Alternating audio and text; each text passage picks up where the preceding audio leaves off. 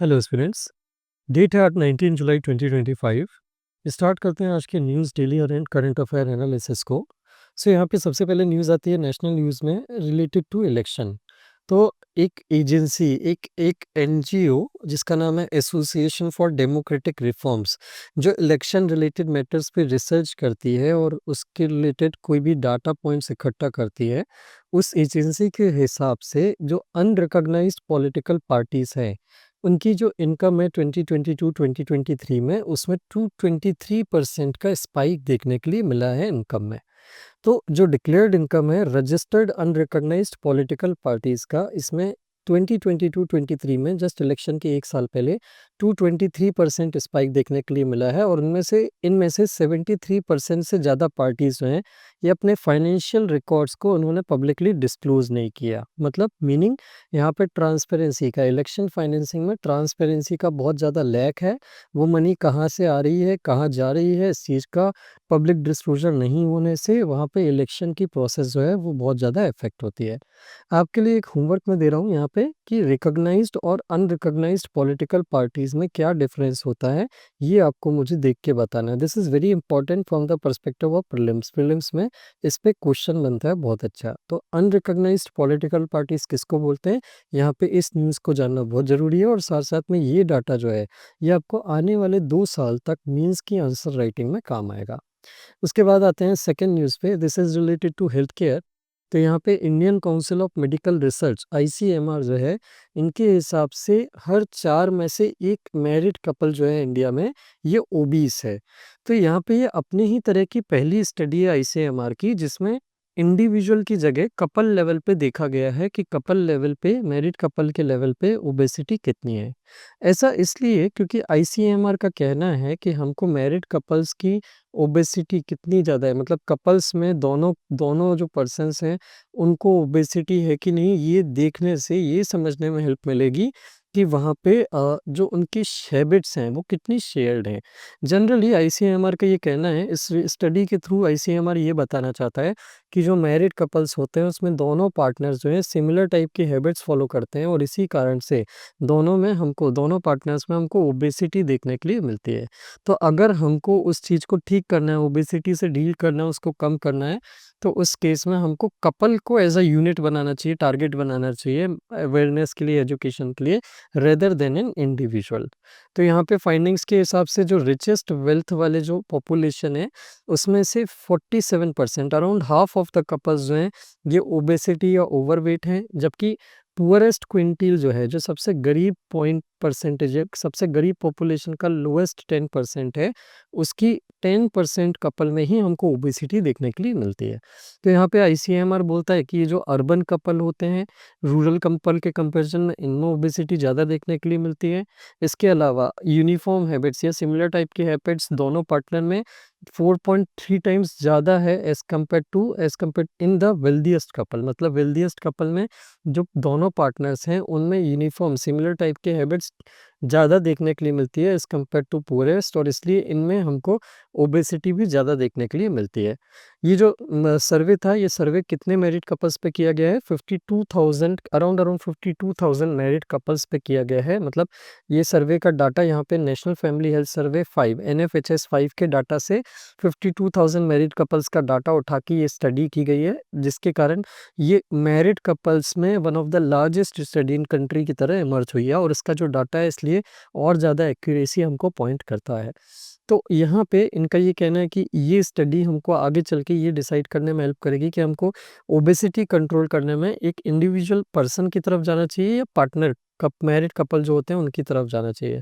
क्योंकि married couple को अगर हम टारगेट करेंगे तो वो दोनों सेम टाइप के हैबिट से अपनी ओबेसिटी तो कंट्रोल करेंगे, साथ साथ में आने वाले जो बच्चे हैं उनको भी सही तरीके के हैबिट सिखाएंगे, जिससे बच्चों में ओबेसिटी ना हो, जो आज की डेट में बहुत बढ़ता जा रहा है। आपको याद होगा, कल हमने एक न्यूज़ डिस्कस की थी कि सीबीएसई ने स्कूल्स को ऑयल बोर्ड सेट करने के लिए बोला है। हर सारे जितने भी सीबीएसई स्कूल्स हैं, उनको ऑयल बोर्ड सेट करने के लिए बोला है, जिसमें सॉल्ट और ऑयल से बने हुए जो फूड्स हैं, उनके हार्मफुल इफ़ेक्ट अब बच्चों को जो है वो अवेयरनेस उससे फैलाई जाएगी।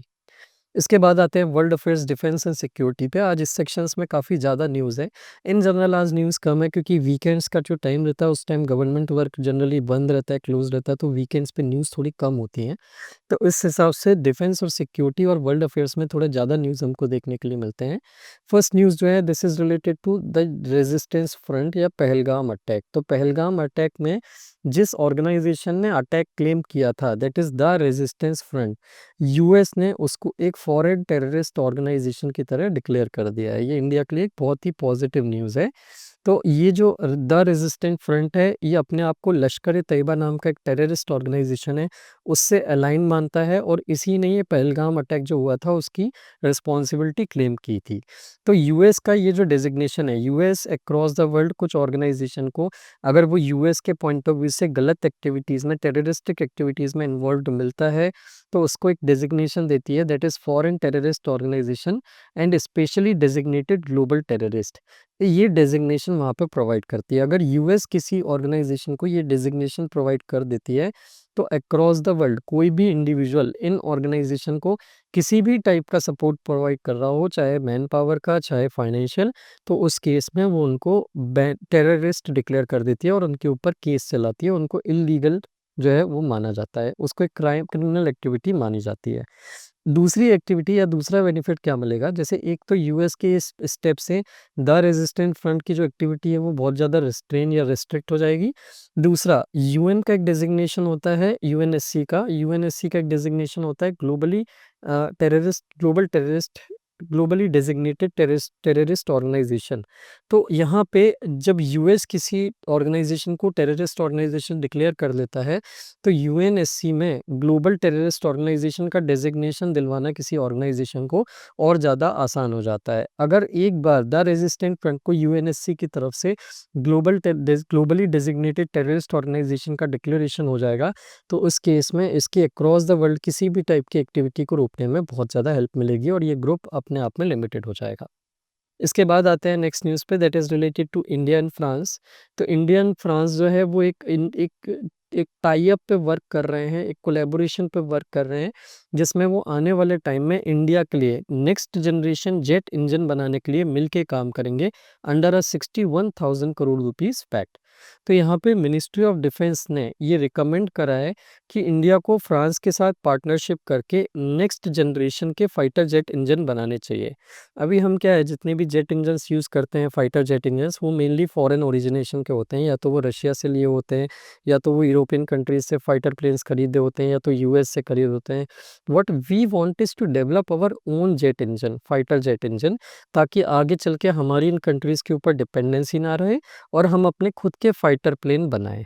तो इसके लिए मिनिस्ट्री ऑफ डिफेंस जो है काफ़ी टाइम से काम कर रहा है। हमारा एक मिशन कावेरी नाम से भी एक मिशन चल रहा है जिसके अंदर में हम एक जेट इंजन अपना खुद का डेवलप करना चाहते थे। लेकिन ये कावेरी ऑपरेशन, मिशन कावेरी के अंदर में हमने जो इंजन डेवलप किया ये इतना सेल्फ सफिशिएंट नहीं था कि हमारे नेक्स्ट जनरेशन के जो फाइटर प्लेन्स हैं उनको डेवलप करने में हेल्प कर पाए। तो इसलिए नाउ वी नीड हेल्प और support of some foreign foreign country जिसकी टेक्नोलॉजी बहुत अच्छी डेवलप्ड हो। तो वहाँ पे फ्रांस हमारे लिए एक रिलायबल पार्टनर की तरह इमर्ज होता है। तो यहाँ पे इंडिया ने एक एक मिनिस्ट्री ऑफ डिफेंस है, उसने फ्रांस की एक कंपनी है जिसका नाम है साफरन, इसको इसकी जो टर्म्स हैं, इन्होंने जो हमको कोटेशन दिया है, जो कंडीशंस दिए हैं, वो सबसे ईज़ी और सबसे अच्छी फेवरेबल कंडीशंस इंडिया के लिए बताई है। और इसी के बेस पे अगर ये बात आगे बढ़ती है तो इंडिया और फ्रांस मिलके एक 61,000 करोड़ रुपीस का एक इनिशिएटिव चलाएंगे जिसमें इंडिया और फ्रांस मिलके 120 किलो न्यूटन का थ्रस्ट इंजन बनाएंगे जो फ्यूचर में एडवांस्ड एयरक्राफ्ट, कॉम्बैट एयरक्राफ्ट बनाने के लिए ज़रूरत होती है, that is advance medium combat aircraft AMCA, वो बनाने में, डेवलप करने में हमको हेल्प करेंगे। एएमसीए क्या है?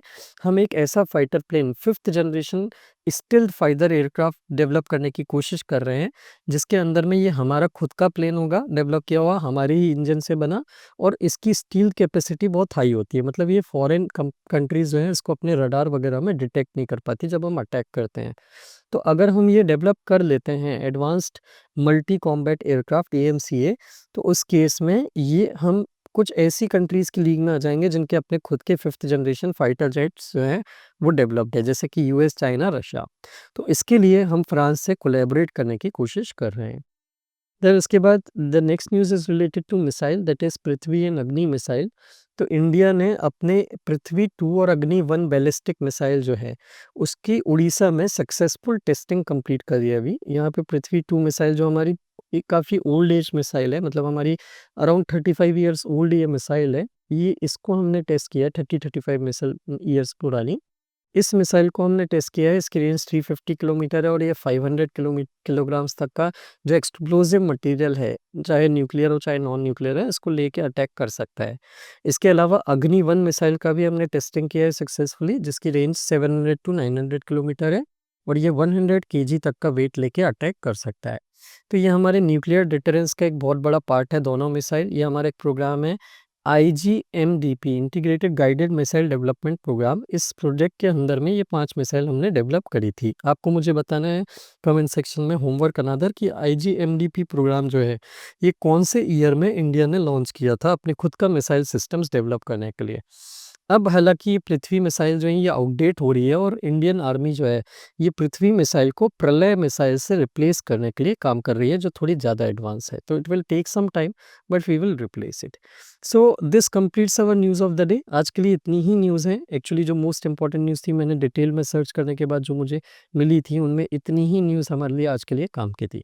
So I hope this news was clear to you. If you like the video, please do share it with your friends who are preparing for the exam. And other than that, we have a GS mentorship course being run.